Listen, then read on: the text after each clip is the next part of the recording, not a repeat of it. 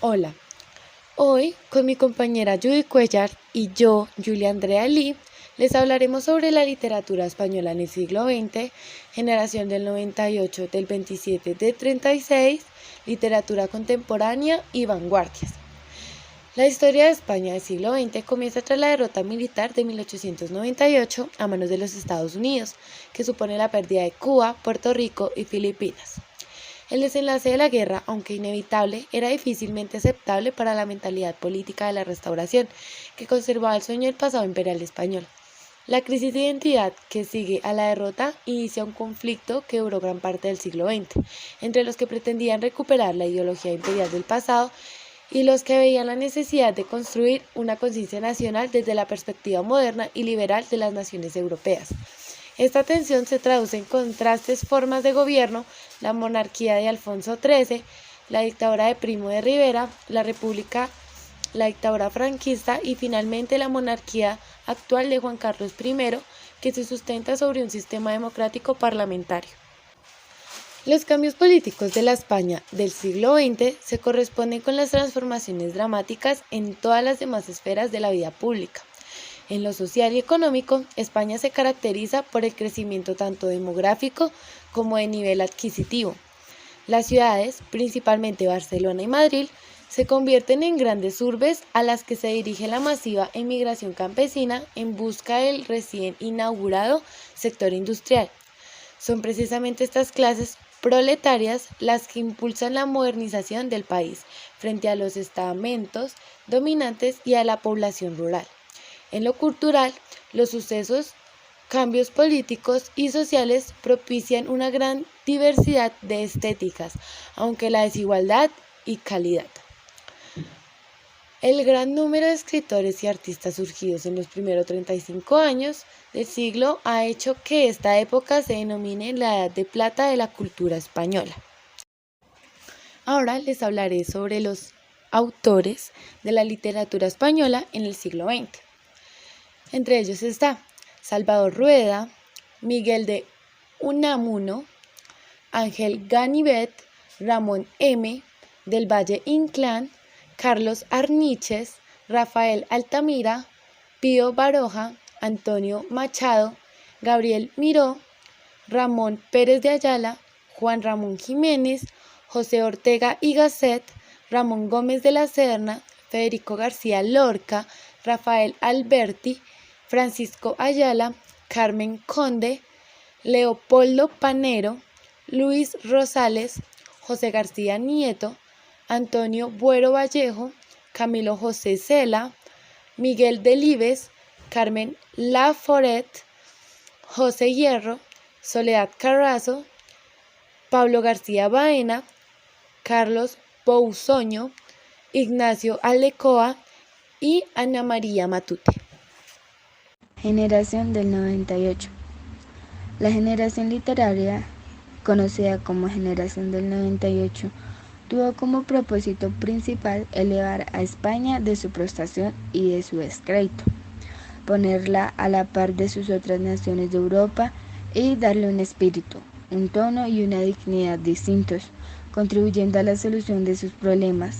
La generación del 98 fue un severo juez para los que habían llevado a España a la ruina material y moral, y decidió, en un frustrado y noble afán romántico, cambiar la situación social y política de este país. La generación del 98 es un grupo de autores españoles de finales del siglo XIX que se caracterizan porque incorporan a sus obras una reflexión sobre la esencia de España, basada en su tradición histórica y cultural. Otros los llaman generación fenisecular. La principal fuente de inspiración de los noventayosistas en Castilla, a las que consideran el corazón de la identidad hispana, emplean el paisaje, monumentos, tipo e historia de región castellana en sus ensayos, novelas, poemas, obras de teatro, pinturas y fotografías. Los autores de la generación del 98 fueron Ángel Gabinet, Antonio Machado, Carlos Arniches, Jacinto Benavente, Manuel Machado, Miguel de Unamuno, Pío Baroja, Ramón María del Valle Inclán y por último Vicente Blasco y Valles. Generación del 27.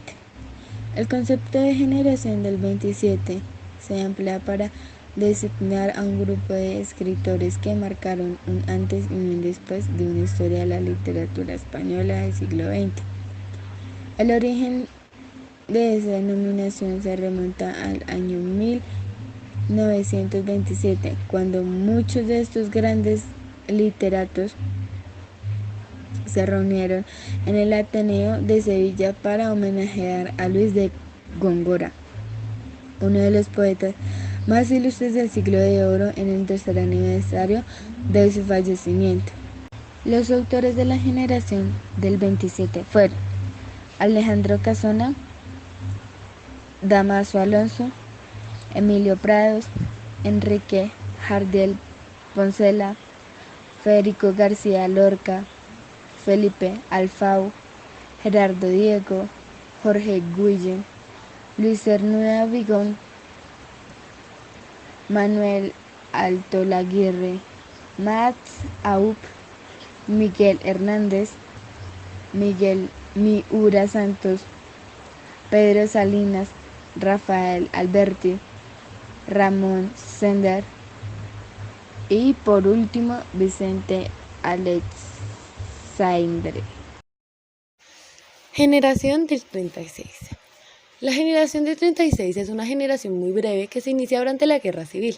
A pesar de la diferencia de edad, se puede considerar a la generación del 36 como la homóloga del 27, pero en prosa. Es decir, que en vez de escribir poesía, como hacían los autores de la generación del 27, producían narrativa. Aparte del tipo de literatura que producían, tenían otra diferencia, que es que hacen un tipo de narrativa en la cual se comprometen con la sociedad del momento. Todas las otras características son prácticamente las mismas tanto para el 27 como para el 36, por la cual cosa ni las mencionaré porque las características de la generación del 27 ya están publicadas en entradas anteriores. Esta generación estuvo muy acosada por la censura de la posguerra, ya que muchas de sus obras fueron fuertemente censuradas en el interior del país, por lo que muchos escritores se exilian porque no podían expresar sus puntos de vista al ser republicanos. Ramón J. Sender es un ejemplo de la censura que sufrían, ya que a pesar de haber recibido el Premio Nacional de la Literatura, fue brutalmente censurado en España por el gobierno franquista. Los autores de la generación del 36 son Joaquín Ardeus, Manuel Benavides, José Díaz Fernández, César María Arconada, Ramón J. Sender, Max Aup, Andrés Carranque de los Ríos, Francisco Ayala. Literatura contemporánea. La literatura contemporánea o movimiento contemporáneo comprende todas las manifestaciones literarias que se han producido desde la posmodernidad. Se define por un periodo, pero también por su estilo muy particular. La mayoría de los académicos denominan literatura contemporánea a toda producción literaria después de la Segunda Guerra Mundial en la década de 1940. Este periodo se extiende hasta la actualidad.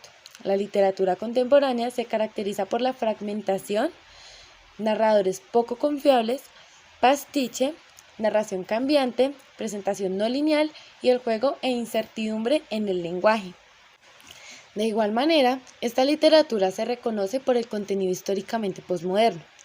Este se relaciona con la era de las computadoras, la robótica, los teléfonos móviles, la globalización, entre otros. Ahora bien, algún trabajo o algún escritor podría considerarse contemporáneo si comparte cualidades estilísticas, artísticas o temáticas de la actualidad. Bajo este concepto, incluso algunos escritores de otros siglos parecen contemporáneos. Gran parte de la literatura contemporánea proviene de autores occidentales, aunque el término no es exclusivo de las literaturas europeas o americanas. De hecho, la globalización ha permitido apreciar las obras contemporáneas escritas por muchas figuras literarias en Oriente Medio, África y Asia. Además de novelas y poesías, este estilo literario abarca una gran variedad de géneros como los de ficción tradicionales y otras formas adaptadas a la nueva realidad, novela gráfica o literatura de blogs. Los autores de la literatura contemporánea fueron Mario Benedetti, Miguel Ángel Asturias, Julio Florentino Cortázar, Jorge Icaza Coronel, Jorge Luis Borges, Alejandro Carpenter, Gabriel García Márquez, Ernesto Sabato, Pablo Neruda y por último Mario Vargas Llosa. Bueno, ahora les hablaré sobre las vanguardias.